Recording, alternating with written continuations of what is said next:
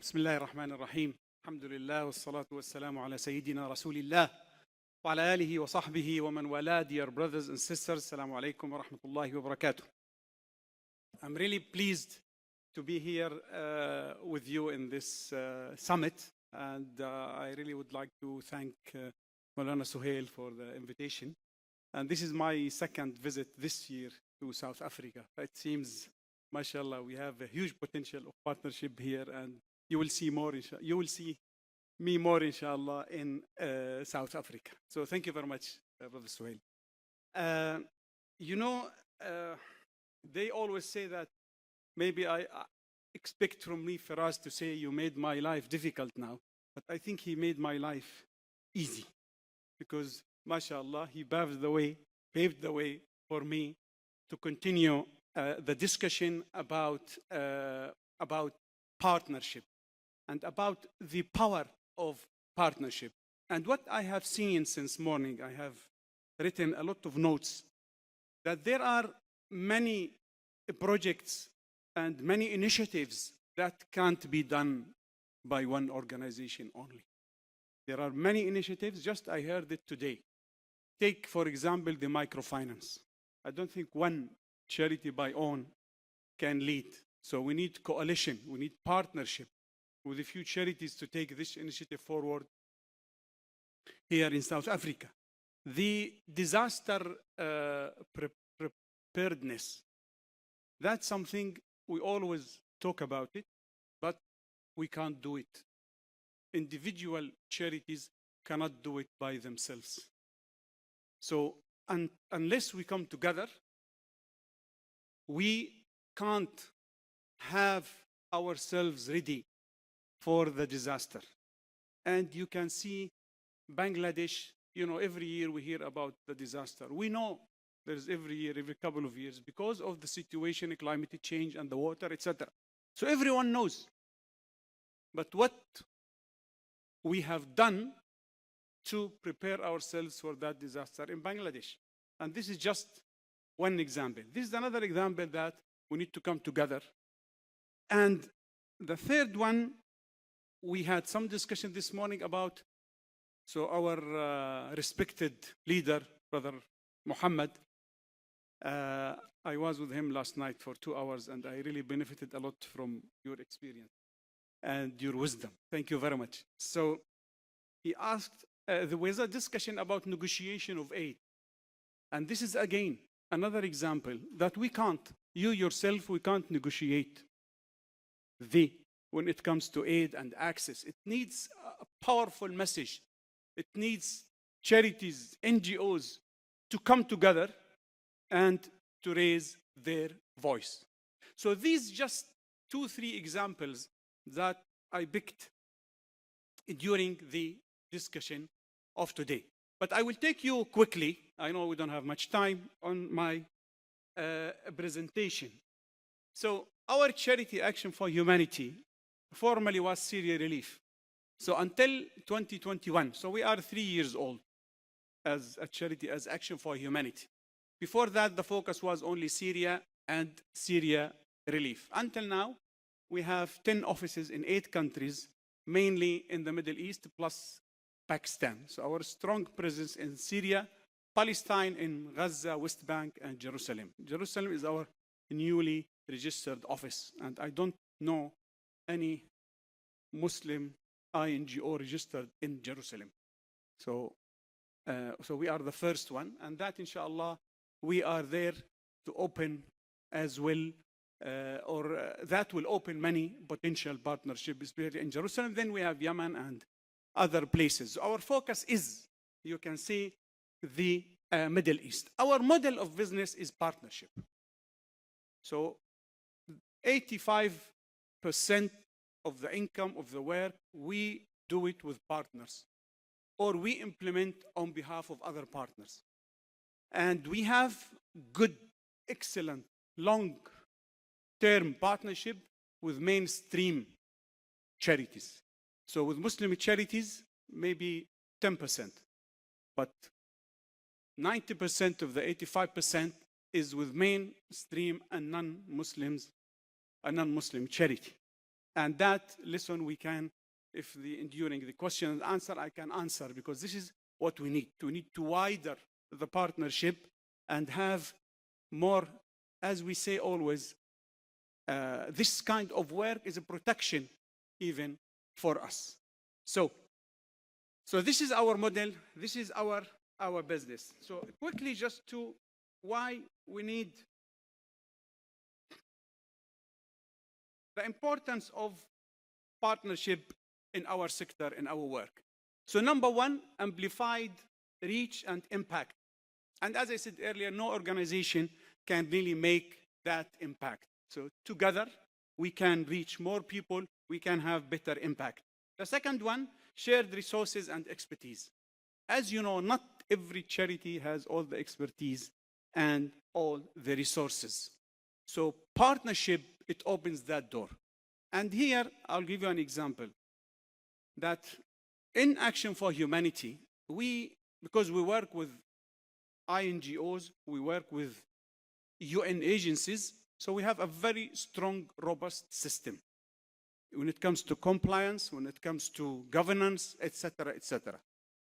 So that, as we always give the money to those who we need it, my office is always open for other charities to come and to benefit from these resources. Because I have spent effort, money, and resources and time to build these. So always I adopted what we call it open door policy. Any charity can come, send their team, stay with our team 1 week, 2 weeks, and we can learn from each other, and they can benefit from the system, the policies, the procedures that we have built. Why I don't give it to others? We believe of Sadaqah Jariyah, and this is part of Sadaqah Jariyah. And not every charity, as you know, they can do that. Tackling complex global challenges. So you can see now, climate change, we can't individually deal with it. So this is just one example. So when we come together, we are able to do more. Aligned goals, because I think everyone has good intention, as Brother Firas said. Everyone wants to do something. But I think if we come together with a shared goal, we know what to do, how to do it. That will help us to help more people and have stronger impact. Engage multi-sector partnership. I think this is very important, that the partnership is not only between NGOs. So we have to bring other sectors together. The private sector, the governments, the public sector. Then you have the INGOs, the UN agencies. So we have to bring all the sectors together. And the benefit of that, as you know, that the corporate sector can help us when it comes now to technologies. The public sector, especially government, can help us in policy support. So our brother this morning, the deputy minister, he mentioned we have this policy, we have that policy. So without having the right people who are doing the right job, we can't really move quickly. So they are making our life easy. So therefore, the project he mentioned this morning during the session of microfinance, that needs all the stakeholders to come around the table and to have real impact. Trust and communication, as you know, this is the essence of our partnership. Brother Firas mentioned that we might have the intention, we might have the resources. And what we need, Brother Firas? The system. I agree and disagree with Brother Firas, because number one, we need the system. Number two, we need the himmat to do it. We need the himmat to do it. Like someone told me, we believe that going to the gym is very important. But we talk about it, yes, because how many of us go to the gym? Really, it's not that many. Especially Brother Suhail, after 25, we have to do it. So So this is the same point. We believe we can give lecture about partnership. So you can see my passion because I practice the partnership on a daily basis. This is my job. So you can understand my passion. I practice it. I know what is it, how it works. So we might sometimes not do it right, especially media side for us. However, the implementation, the execution there in the field, I challenge any other charity to do the work we do in certain countries, because we are there, we depend on local, and localization is part of our business. So locals, we buy from there, we don't ship from Pakistan. How many charities they shipped from Pakistan to Jordan and Lebanon and never arrive? Because they don't understand the regulation in these two countries. If they know, they will not do it. So this is where, if they ask, they will have the answer. So I'm a little bit frank, brothers, yes, and sisters, just in certain areas.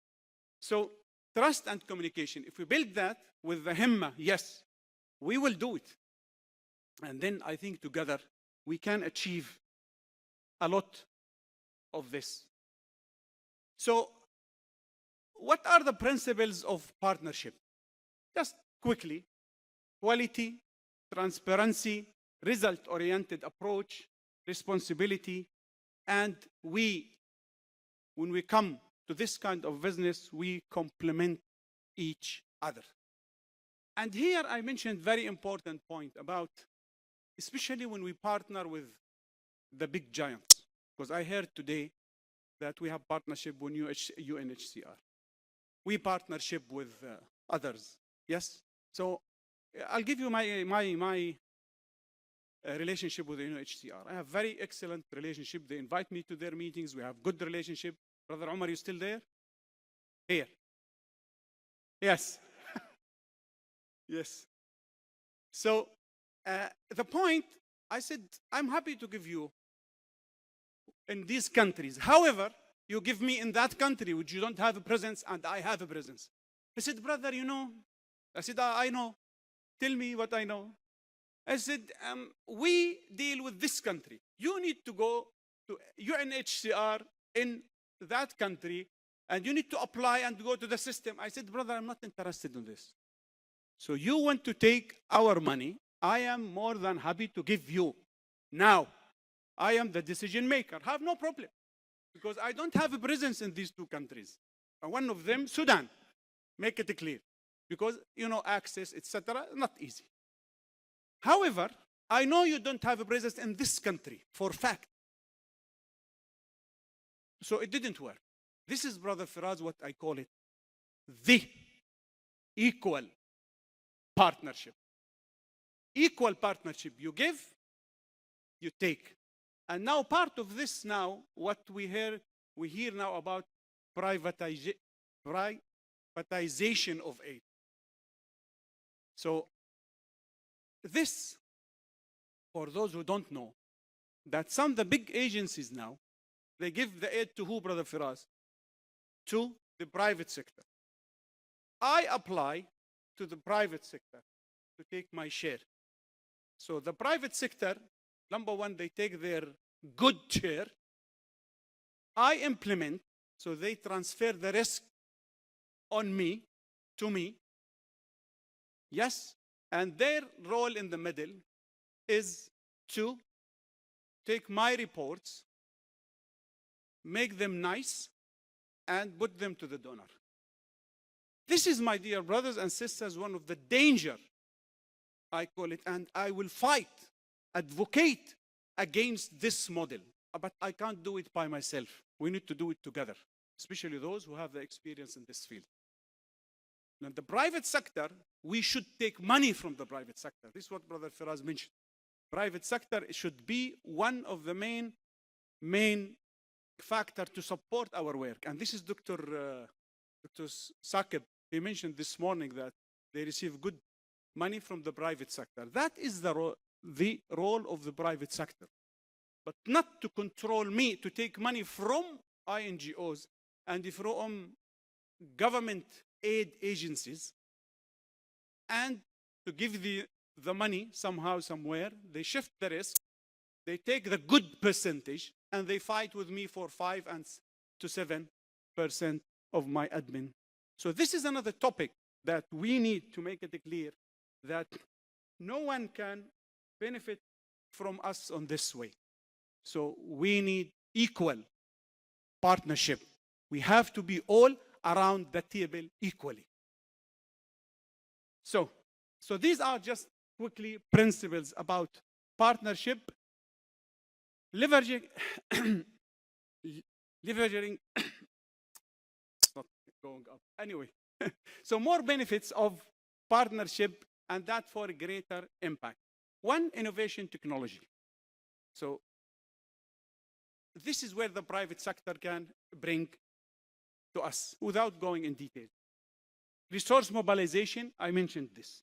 Advocacy and policy. This is very important point, my dear brothers and sisters, that I want to make it clear. Can you please, sorry, I have forgotten I am the, okay. So, when we come together, we are able to negotiate. When we come together, we are able to advocate. When we come together, we are able to change the policies, influence the policy makers. This is what is needed. Our role is not only to feed people. This is very important role.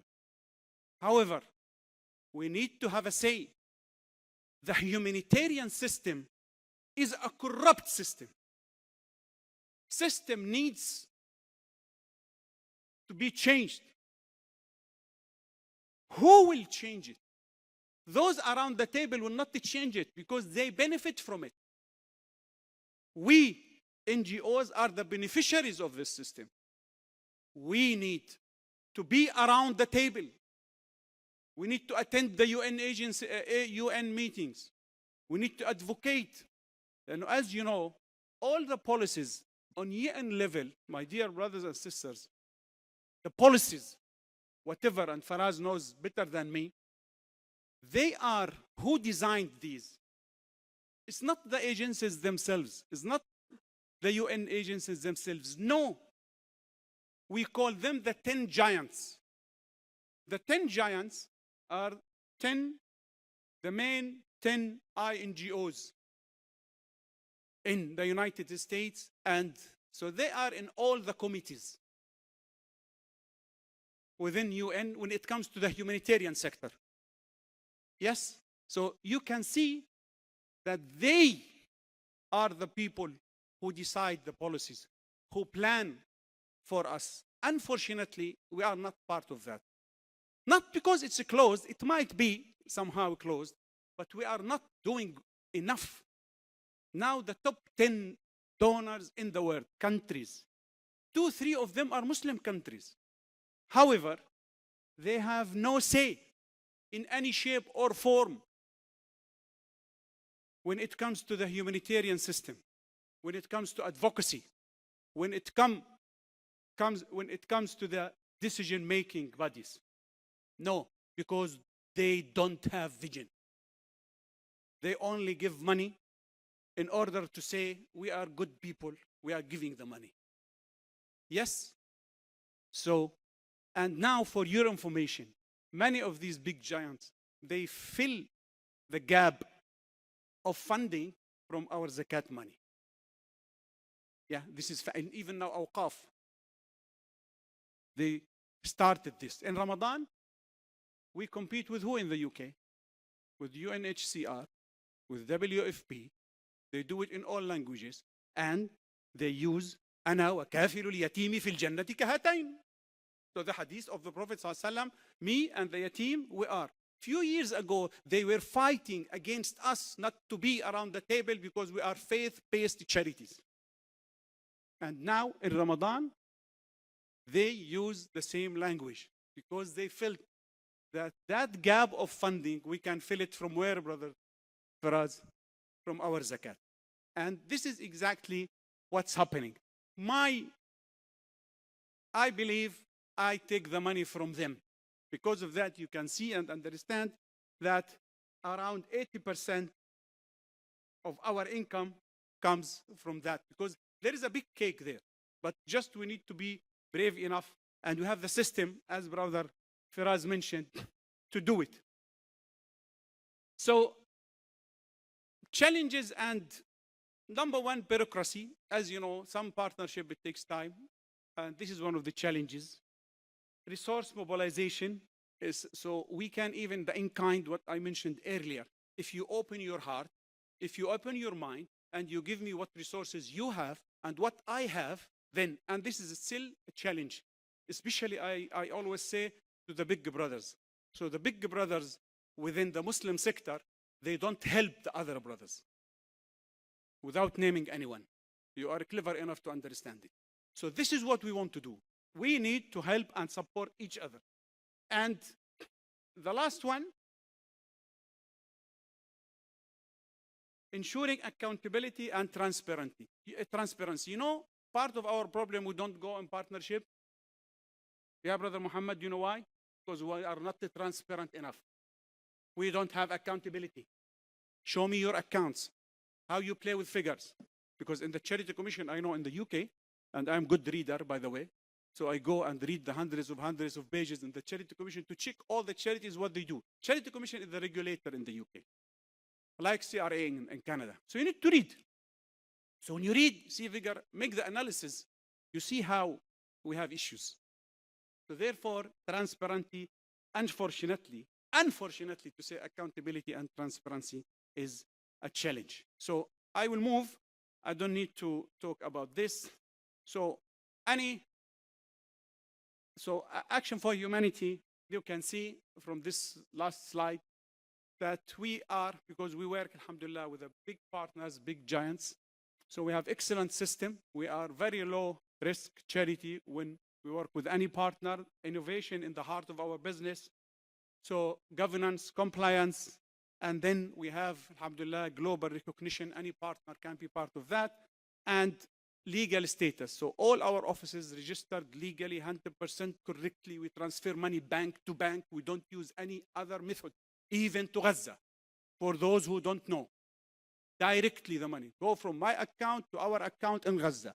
Or from Gaza there, now as you know, online system works in the whole of Gaza. And there is system even for the cash in the end of it. So bank to bank, we don't use any other method. And this is because the risk of banks, Maulana Suhail, you know now, more than the authorities, how they put. So we have to be very clean. We have to do it 100% right. So the last statement. In a world facing unprecedented humanitarian challenges, partnerships are no longer optional. They are a necessity. We have both the opportunity and the responsibility to build alliances that are more strategic, innovative, and in fact, impactful than ever before. This is the conclusion. And I will add just one point that I have forget. So part of the advocacy work, we have been working for Gaza specifically, because there was a question about activism or advocacy or humanitarian. So we have been doing, and you can go to our LinkedIn, you see the details, a huge campaign. But the campaign was with Oxfam, with Save the Children, with the big giants, because that is very important. They can raise our voice and take it to different level. And we are not afraid, because according to the UK legal system, you do 1, 2, 3, 4, and you are on the safe side. Even Dr. Naladi Pandar, I met her in Canada, remember? And she is coming in November for 5 events, sorry, in London, Manchester, and Leicester this month. And this is part of the advocacy. We can't, my dear brothers and sisters, distinguish between our work, because we deal with the symptoms. We need to advocate with the politicians that we need what? A political solutions. This is what is needed. And without advocacy with the many players, we go nowhere. So we do it according to the law of the country, but we raise our voice. We know what we do. So don't be afraid wherever you are, as far as you are within the law of the country. Thank you very much for all of you. Assalamu alaikum wa rahmatullahi wa barakatuh.